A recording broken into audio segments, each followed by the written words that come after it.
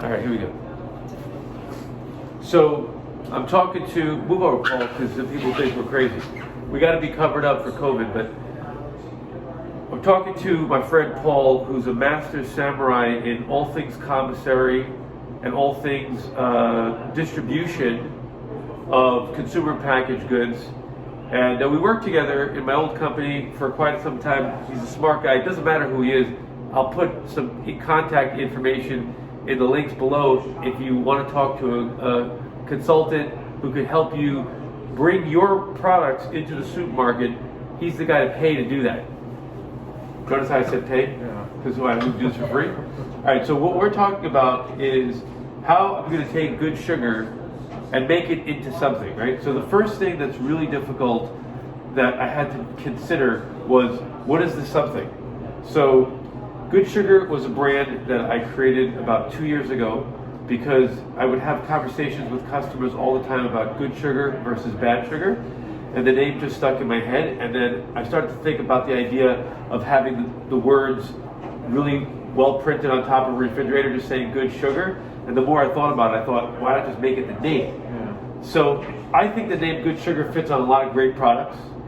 I think it flows off the tongue in a nice way. It's easy to remember. It's not corny, right? It sounds like Pinkberry, no offense, but like that's very like 1995.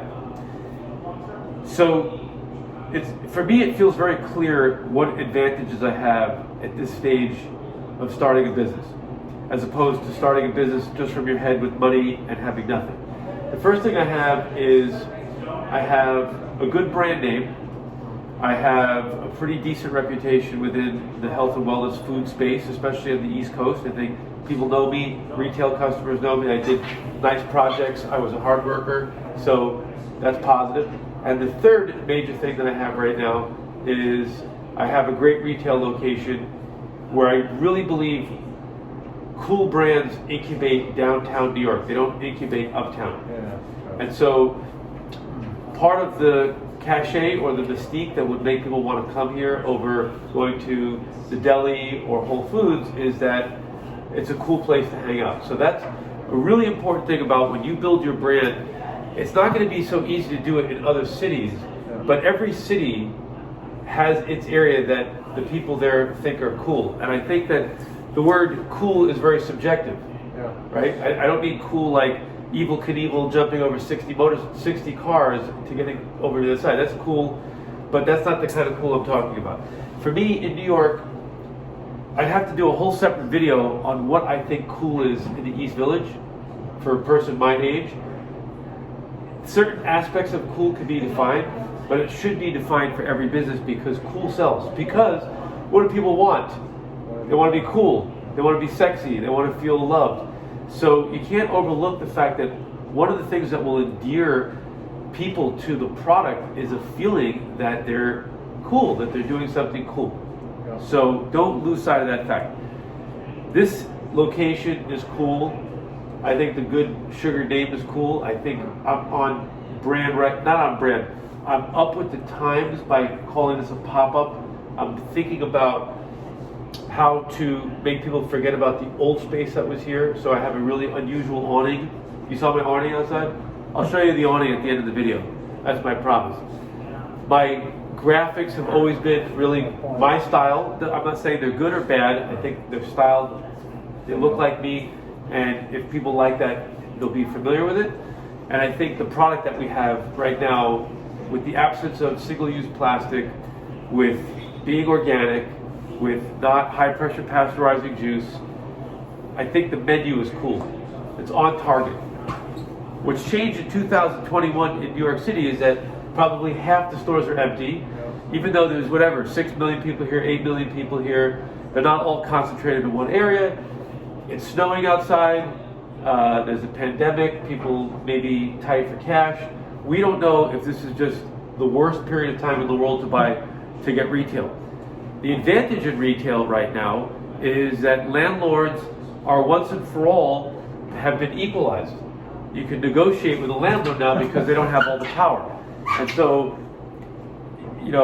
besides having cheaper rent, which is important, besides getting free rent to build for an extremely long period of time.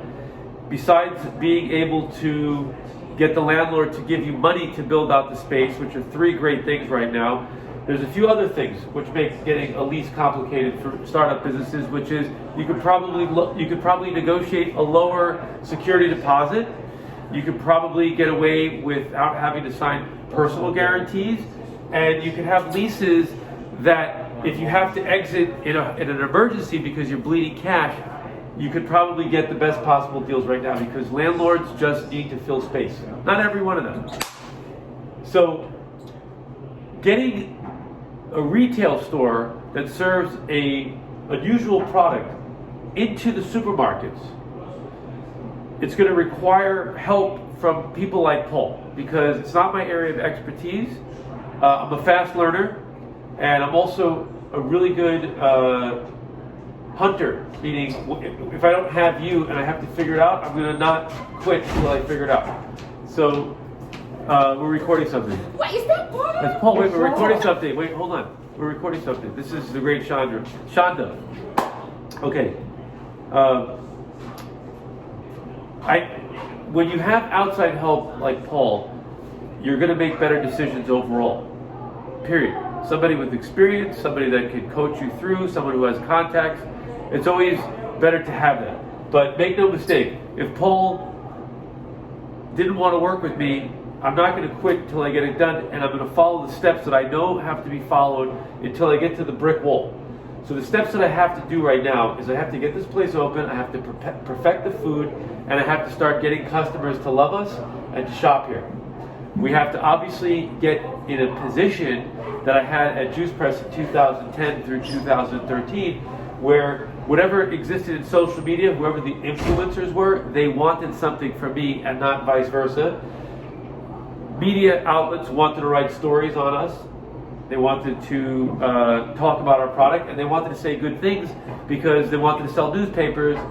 And so we got a ton of organic press.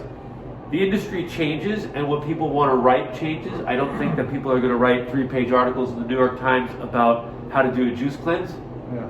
But maybe, because we're coming out of a pandemic, people's immunity is going to be a big subject once people stabilize from the trauma of all what's going on. All the data shows that right now. So we don't know exactly what people are going to want to talk about in health and wellness.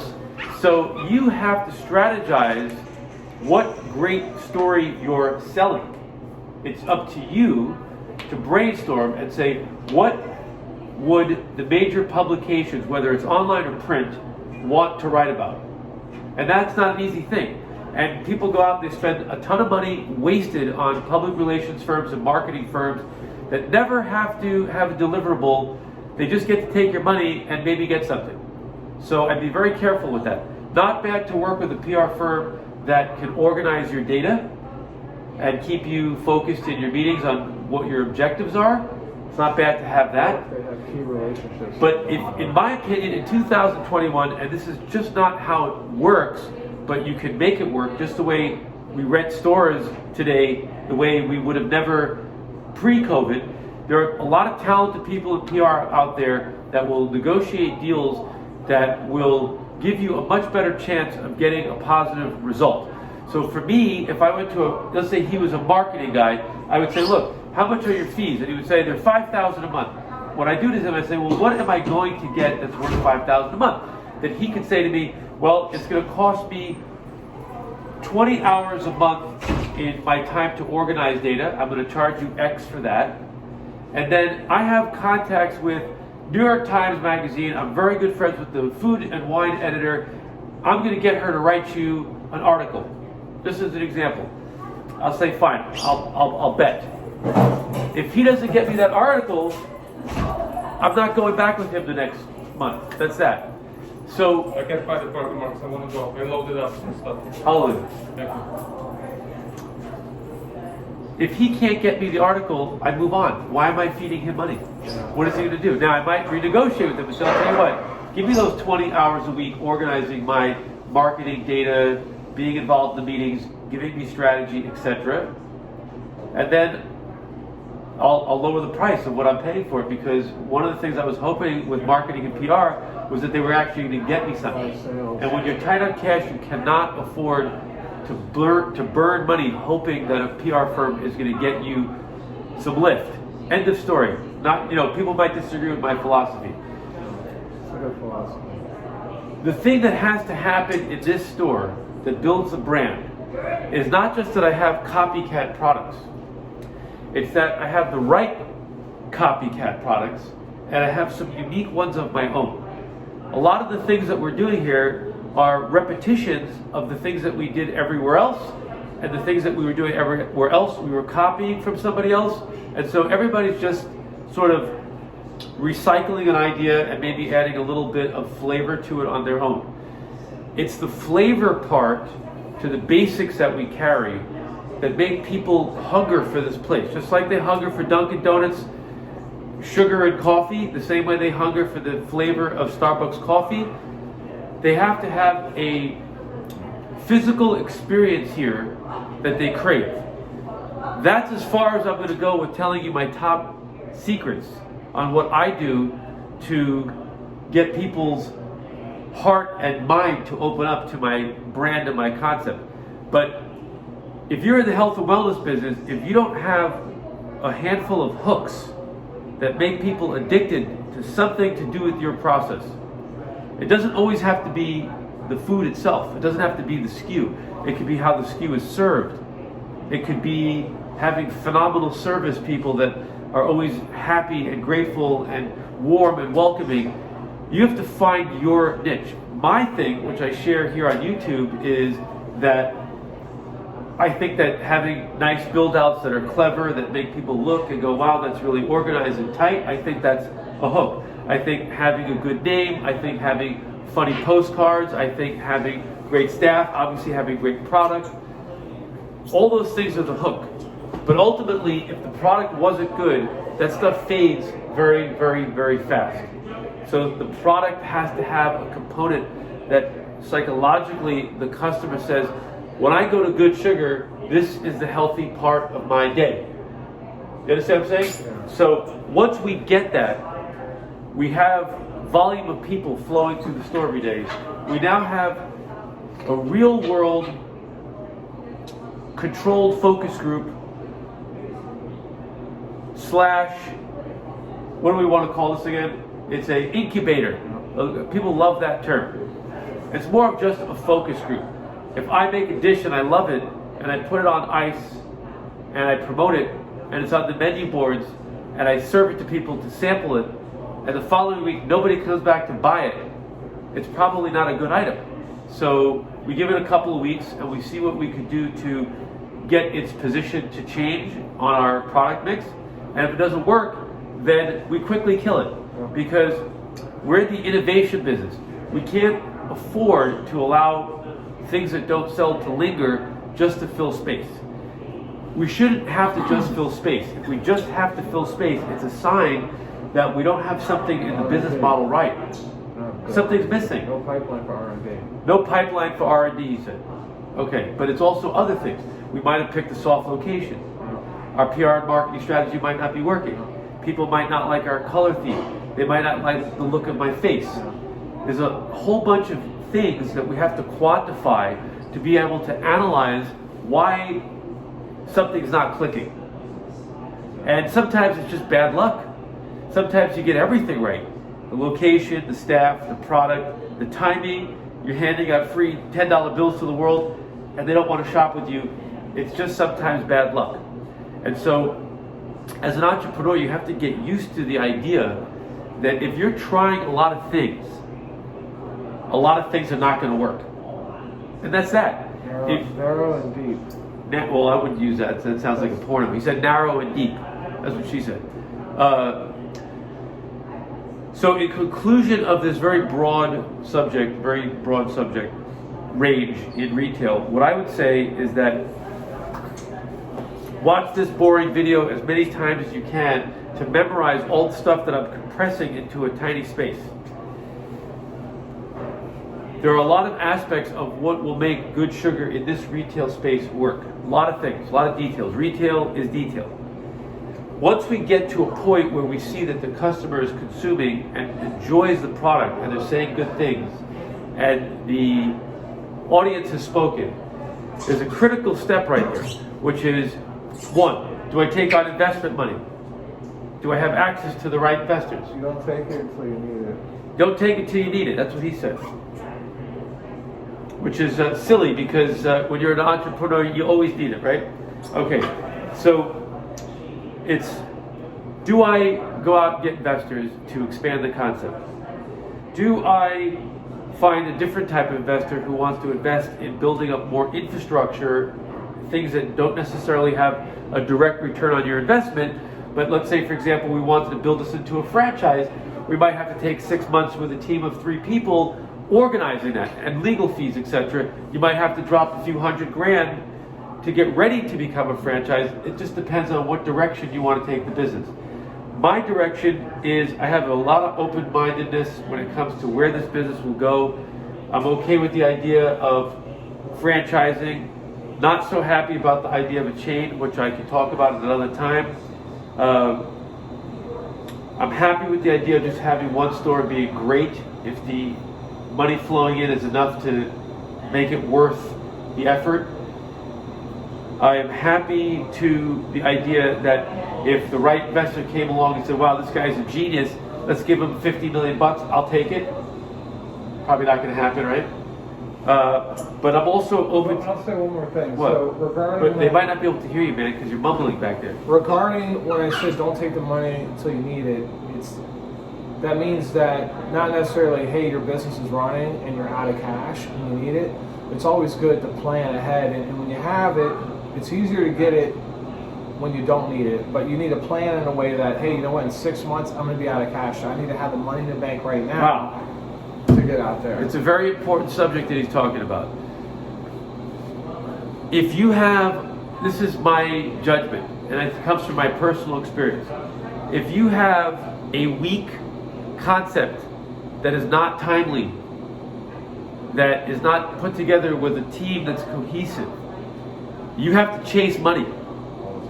If you have a business that's unbelievable and a bright star, money chases you. All day. Right? All day. You're the sexy girl. Right. Well, that's sexist. You gotta, no, it's okay. I just want you to be more updated. You can't say the sexy girl, even though it's on your mind. You could say you're the sexy person. No, you can say the sexy person at the prom. Yeah. You have to be very politically correct today. Sexy person.